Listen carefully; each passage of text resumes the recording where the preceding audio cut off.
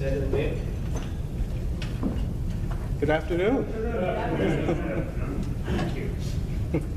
So, my topic for this afternoon is developing skilled OH specialist. First of all, I love my job. How about you? Yes. I'll tell you why. Yes, you love your job. Great. Yes. I'll tell you why I love my job. Work-related fatalities and injuries. According to the International Labor Organization, 2.78 million work-related fatalities around the world every day. So that's one worker dying every 7.5 seconds, or 8 seconds. 274 million non-fatal injuries per year around the world. So that's around 170 workers getting injured every 15 seconds.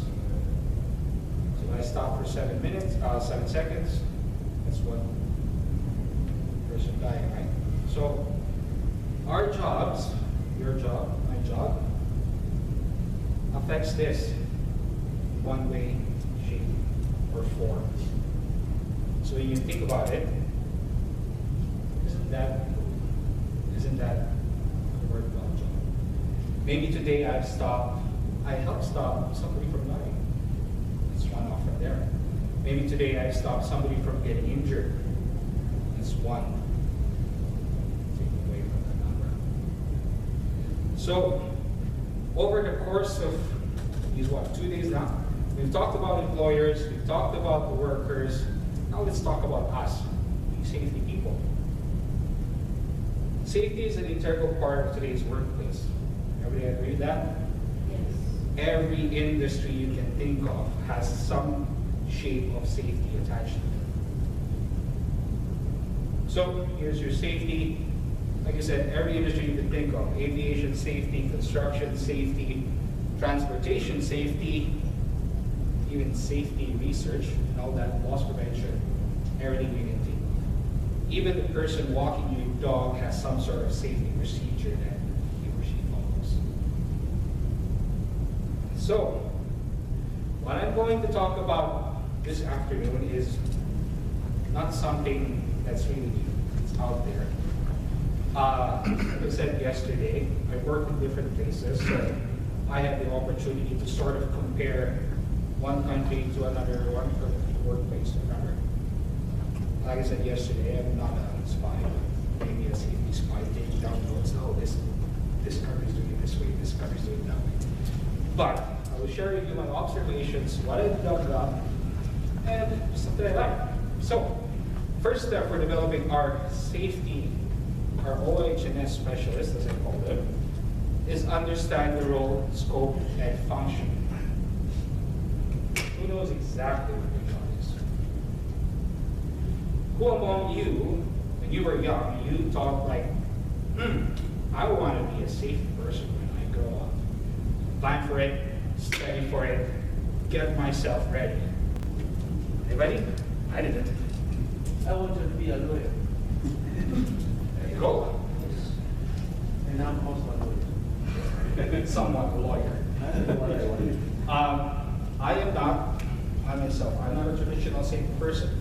I have no safety certificate, safety diploma whatsoever.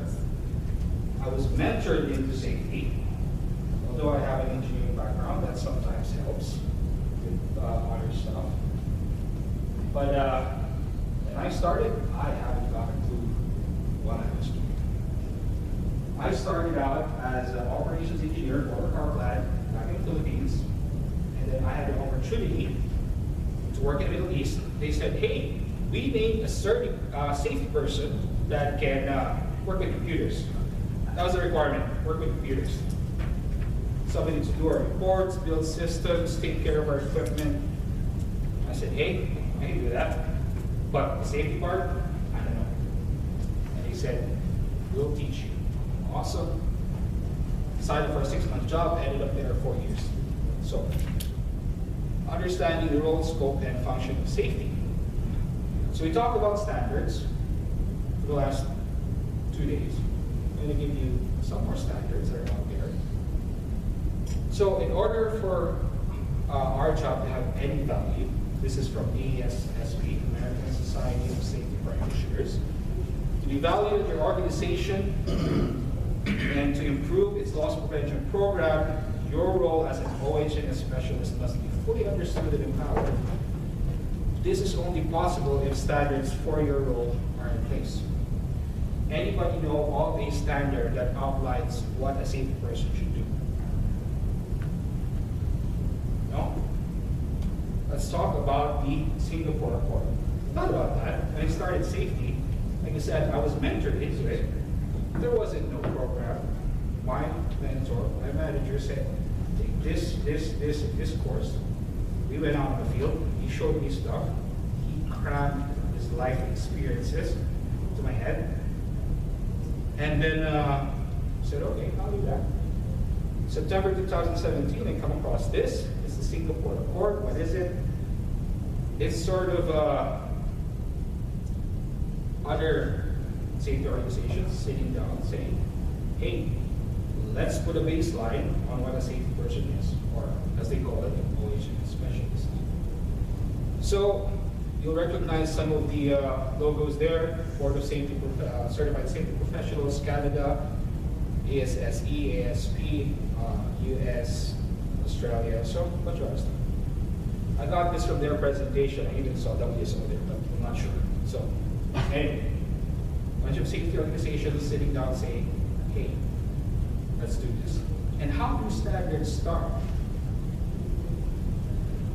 It's just a bunch of people sitting down saying, hey, let's do an outline, a guideline, a framework, whatever, and set it out there. If everybody accepts it, it's now a standard. So, what is an OH&S specialist? It comes in many names: safety person, EH&S, HSE, whatever you may call it. It has something to do with workplace. Let's just call it an OH&S specialist for now. What's your role? Your role is to advise and support your management in this overall task of managing risk to prevent, mitigate work-related fatalities, saving injuries, illnesses, damage to property, equipment, and harm to the environment. Pretty standard, right? So, according to the Singapore Accord gathering, what I like about that is they produce this document. It's called the OH&S Professional Capability Framework. I blocked out everything else, and I just remembered OH&S Framework, some sort of a standard. So according to them, there's two kinds of safety specialists: the professional and practitioner. Don't think too hard about it. It's two sides of the same coin. One is not better than the other. You have different roles. That's the way you look at it. Maybe different training. That's another way to look at it. According to this document, the OH&S professional is usually somebody who's university trained, or have a higher education, or an equivalent competency or experience. Also, the OH&S practitioner is your guy out there in the field, usually technically trained or vocationally trained. So that could be your subject matter experts. People like, I remember Mike said he's a third generation equipment operator. There you go. That's a practitioner. But, like I said, don't think too hard about it. One or the other is fine. Comparing the two roles, this is just a quick summary, and I won't go through it. What it just says is, the role usually is your professional is your thinker, plan, evaluate, do your policies, do the calculations, whatever, and your practitioner goes out there and executes it. So, it's a partnership. Now, dug further into this document, this is what I like. This is sort of a baseline thing. So for this OH&S capability framework, mind you, I like capability, but I haven't seen legislation in North America that calls it capability. They usually call it competency, competent person, correct? Not a capable person, but a competent person. So what they're saying is, these activities up here, receive your OHS specialist, you're supposed to be able to do that. Knowledge-wise, you're supposed to have that skills, training, professional practice skills, and personal skills. Let's quickly go over some of them. So skills, activities, we have systems management. Can we do that? Can you do that? Yes, Phillipines? Yes, of course. Organizational OHS culture, building that safety culture. Can you do that? You can, right? OHS risk management, sure. Measurement and evaluation of OHS performance, pretty much simple. Knowledge management, communication, engagement, and influence, professional practice and ethics. So there's your baseline activities. Could be more, definitely not less. Minimum requirement. How about knowledge? What do you need to know? Hazards and risk. Hazard and risk controls. Pretty basic stuff. Safety and health management. Professional role. It's your job. Underlying technical, human, and social science. That's the part that's interesting because as an OHS specialist, I'm sure you fall into some specialization. And I don't know if anybody you attended Monica's session this morning. I like that because that's one example of underlying technical knowledge. That she may be a special person for it. You, on your other hand, with some knowledge of it. So it's like fall protection, confined space. There's your technical knowledge. Process safety, basic technical knowledge, and some underlying management science. So what about skills? Training. Safety people, OHS specialists. Can you do training? Should you be able to do training? Of course. It's a form of communication, right? Survey, inspection, and auditing. That's one of your basic functions. Measuring and monitoring using equipment, whatever, are a basic function, right?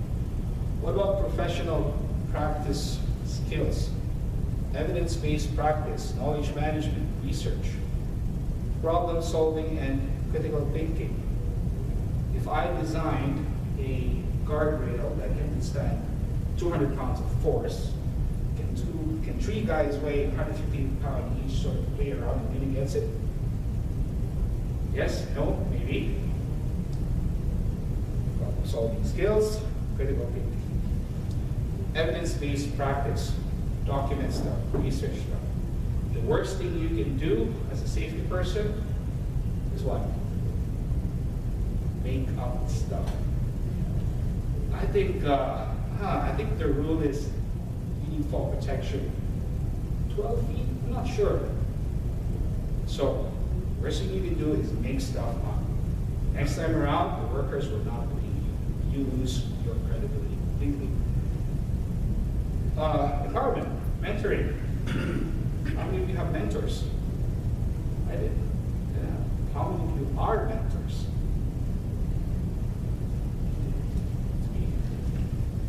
Engagement. You need to engage people.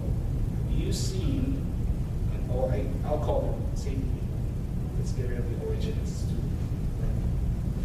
You've seen safety people who just lost themselves in the room and said, I'm not talking to anybody at all. It's not my job.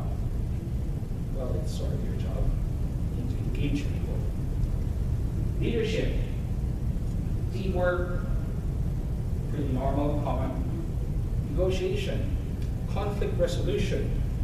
How many of you have to sort of sit down and arbitrate between workers, management, union, non-union workers, people fighting on site?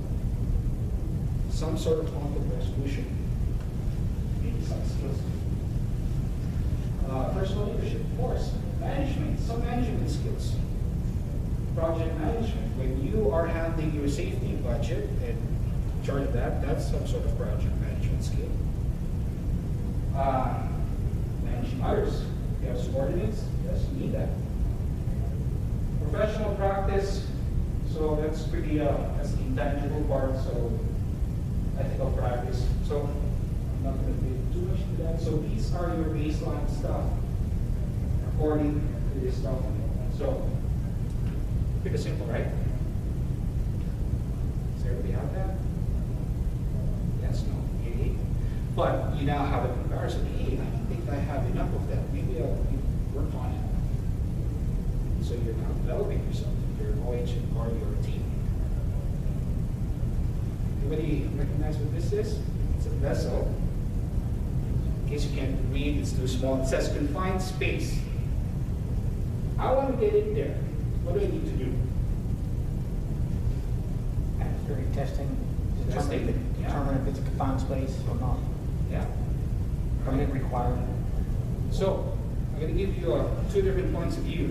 The OH&S professional, having been on site, he sees this, he gets the specs. I'll calculate for the volume of the confined space. I'll calculate for the air movement required. I'll tell you what equipment you need. I'll tell you what fans you need. That's your safety professional's point of view. The safety practitioner has worked in this facility. He's a subject matter expert in this equipment. He takes one look.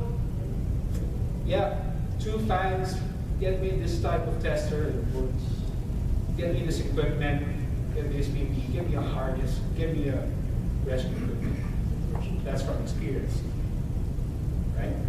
He's the subject matter expert. So, they're both correct. It's just 2 different ways of doing it. And sometimes you do half and half. Scope and function, scope of your work. What is your function? This is one of my sort of favorite standards, ANSI 590.2, criteria for establishing the scope and functions of the professional safety position. Very straightforward. What's your scope? What's your function? Anticipate, identify, and evaluate hazards and conditions. Develop hazard control. Implement, audit, advise others. That's the important part. Advise others. Measure, audit, and evaluate the effectiveness of your hazard controls. And I'll just quickly go through this. Don't have much time. Anticipate the hazard. What do you think could happen? This guy's finger. So, anticipate hazards, right? You can anticipate based from experience, historical data, and other information sources. Evaluate, assess the likelihood and severity of incidents and accidents. This thing here is a radioactive source that's 30 feet. If you were the safety person in charge of this job, pretty bad, right? So, if I were to evaluate that, I'll make sure that thing wouldn't fall. I put it in a bucket, double, knotted, whatever I need to do, make sure that doesn't fall. But that didn't happen. Here it is. It did great, but still fell. Develop hazard controls, procedures, and the important part is stay current with technological developments, regulations, laws, standards, codes. You can't quote something that's like 10 years old. There's a new regulation on it. So you need to sort of keep yourself updated as well, right? Advise others on hazards that apply to us.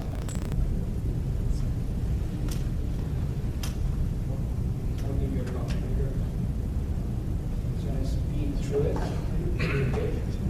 Evaluate effectiveness to your audits, PCA process, continuous improvement. And that. So that's the first thing. You know your job. Great. Now you need to specialize on your industry. And after this part, I'll be a little bit biased. I'm going to talk about construction because that's where I come from. Construction, that's one industry. You hear the word construction. Construction safety. It's one of the most dangerous industries in the world. This is called, according to a couple of sources. Here's some examples. U.S. fatal work injuries, 2017, 5,019% from construction. EU, 2015, 21% from construction. Great Drain, 2018, 20% from construction. Canada, 23% from construction. So that's just a couple of countries that I can find stats on. Safe Work Australia identifies the construction industry as one of the top 4 industries with the most work-related fatalities. And as far as the US and the European EU, European Union goes, construction incurs more occupational fatalities than the sector. So, I'm going to quickly go through this. So, according to KKHCAR, Construction Project Management book, construction has three sectors: buildings, infrastructure, industrial construction. I'm going to focus on industrial construction. Industrial construction sites are organizationally complex, multi-employer work sites. You already see a problem there, multi-employer work sites.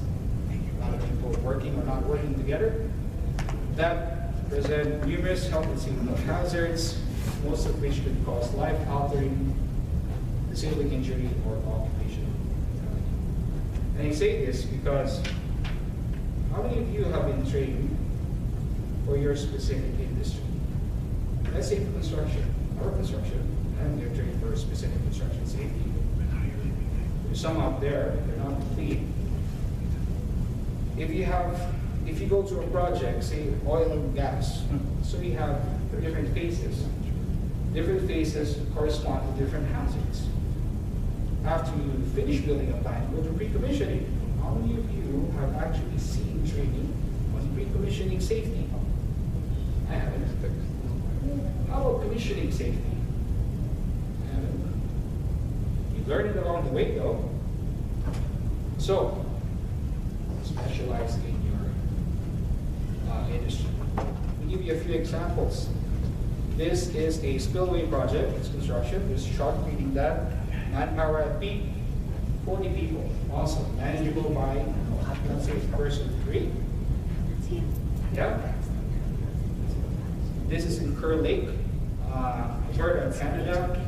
We were building truck wash and the maintenance bay for haul trucks. That's 200. Two, three.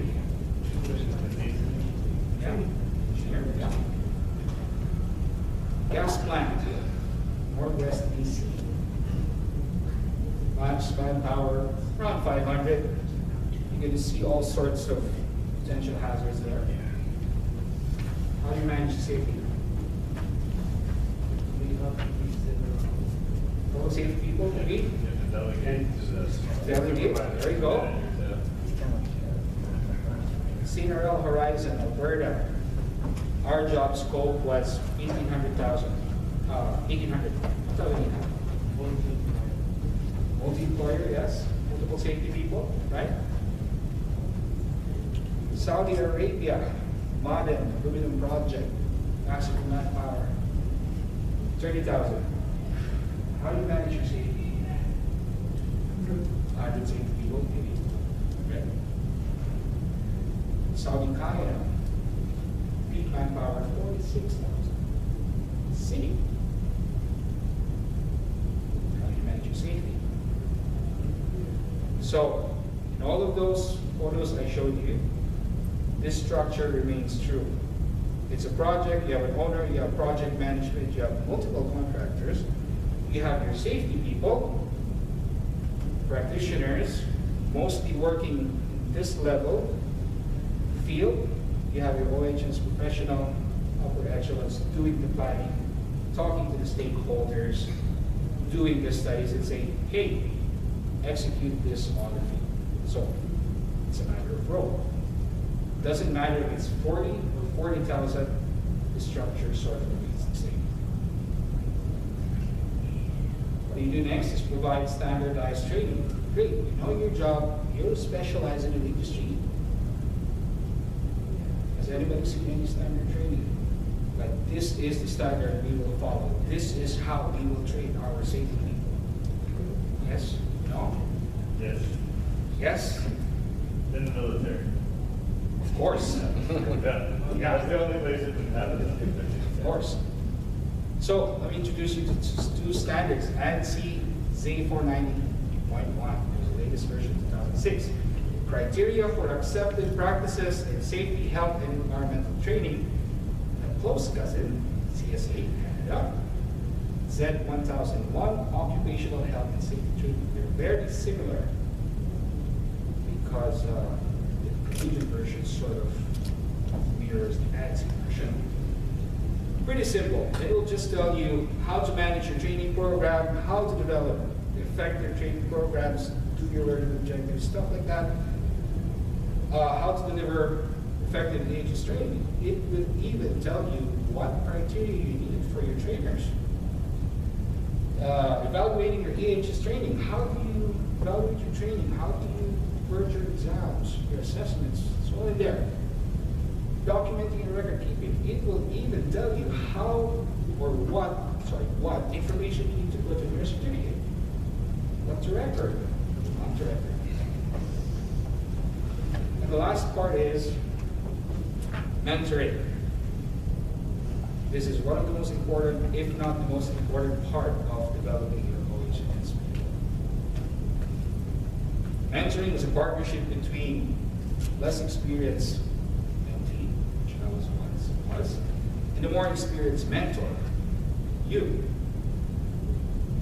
who uses their life experience to help nurture the growth and development of the next generation of OHS specialists. So imagine today if all of our veteran safety people were to disappear and we were left with the younger and experienced safety people, what do you think would happen? It's going to be a steep learning curve. Right? If you have your mentors, it's sort of like accelerating your learning. Because you will learn some stuff that will take you, with a mentor, will take you maybe a few months. If you're all by yourself, a couple of years, maybe some do trial and error, right? Every organization has a vital in-house knowledge. So in your companies, there's knowledge there and skills that needs to be retained. This is where the mentor comes in. So mentoring ensures skills are passed on. Mentees have a direct access to key personal important knowledge. And there's knowledge transfer going through the generations. Now let's face it, personal, informal learning is more engaging. Talking face-to-face, learning from somebody is more engaging than here's our manual, read through it. I read through it, but I won't enjoy it. So I don't think you will need it. Humans are just social creatures. The role of a mentor. Mentor should be competent and available to their mentees. Listen, understand, coach, and challenge your mentee to do better. Push them to do better. Act as a resource to help your mentee navigate through their next career steps. Whether it's a new job, getting certifications, telling them, hey, you need to get this training, I think it will go well with your career. Guide the mentees through the problem-solving processes to allow the mentee to come to their own decisions.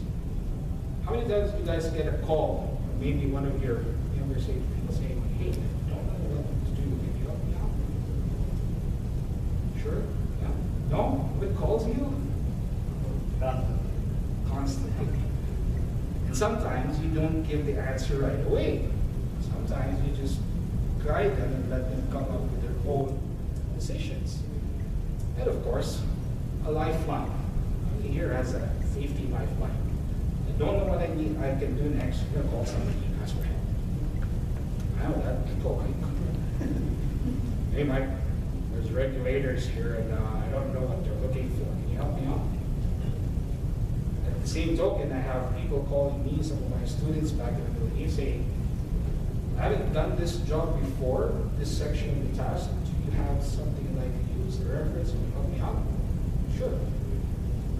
You're a lifeline. What are the mentee? What do you need to do? If you are the mentee, you should take initiative and be accountable for your own growth. Actively invest in your own development. How many of you spend your own money for your own training? Was it cheap? No, it wasn't, right? Listen and act to implement the knowledge that comes from mentor. Mentor tells you to do something, it's probably good, so work on it. And you must be receptive to feedback, open to new ideas, and track where you are in your mentorship program. You can't be like, this mentor guy, you know, I don't think he knows what he's talking about. He will ask something else. So, mentor and the mentee, there should be some sort of commitment between you two, right? So, I looked around and I saw this job ad for the Ontario Ministry of Labor. So it says, this is the job, this is what you will do. 1, 2, 3, 4, 5, job scope. And it said, all new inspectors complete a 9-month training program, standard training. Classroom training and field training with an experienced inspector. There's your mentorship. And they also receive training on health and safety issues in their specific sectors, specializing in industry. So the 4 things I just told you about, that's the Ministry of Labor. It's a government entity. So, to close this session, I have a story for you. Anybody have any questions? You do? We'll do it after. Chauffeur knowledge. How many of you have heard this story? No? Not yet? Awesome. So, way back when, this could be a true story, maybe not, I don't know. The moral lesson is real. There was a Nobel Prize winner. So, we'd go around Germany and do lectures on quantum physics. Every day, he was driven by a chauffeur. The chauffeur hears the lecture day in, day out, right? Memorizes it, too hard. And then one day he says, hey, let's mix things up. How about I deliver your lecture, and you sit in front and wear my chauffeur hat? Switch. Nobel Prize winner, being a scientist and curious, said, hey, let's try that. Sure, why not? So they did exactly that. To Berlin, chauffeur delivers quantum physics lecture, flawless. Right? Exactly the way Nobel Prize winner would deliver it. And then one physicist raised his hand, asked the question about quantum physics. The chauffeur. And he said, I don't know what you guys study here, but my chauffeur can answer that question. So, moral of the story is, being a safety person, don't go for the chauffeur knowledge. You can train, memorize whatever you want, but mentorship helps to give you sort of that experience. Know what you're talking about, don't just and that ends my presentation. Thank you very much.